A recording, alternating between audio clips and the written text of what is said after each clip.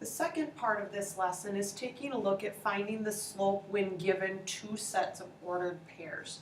So our first example here is that we want to find the slope of the line that goes through the ordered pairs -1, 0, and 3, -2. My first step is going to be to find that change in y. So I look here and I'm going to write this as an xy table, because tables are what we've been looking at so far. It makes our points easier to deal with. So we know that when we look at ordered pairs, it's x comma y. So I'm going to fill in my ordered pairs. My first one is -1, 0, and my second one is 3, -2.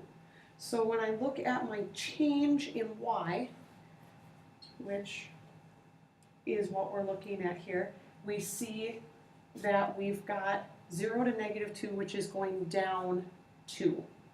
So then we look at our change in x, which is going from -1 to +3, which is up or +4. And then, as usual, we're going to write that delta y over delta x. So in our case here, our delta y is -2, and our delta x is +4.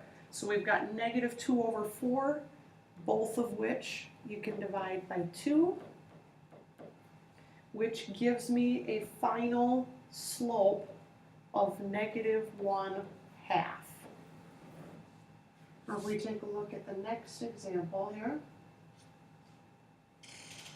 we have the slope of the line that goes through -3, 2 and 1, 5. So I'm going to make my table. Our first one is -3, 2, and 1, 5. I see that my y changes by a +3 and my x changes by a +4. So that means my delta y over delta x is going to be 3/4, which is a very easy one. Next example. We've got 4, -3, and 4, 2.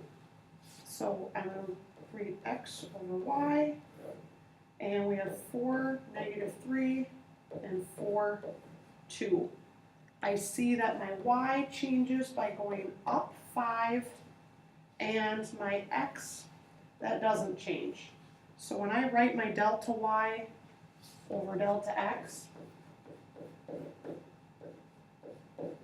I get a change of 5 over 0.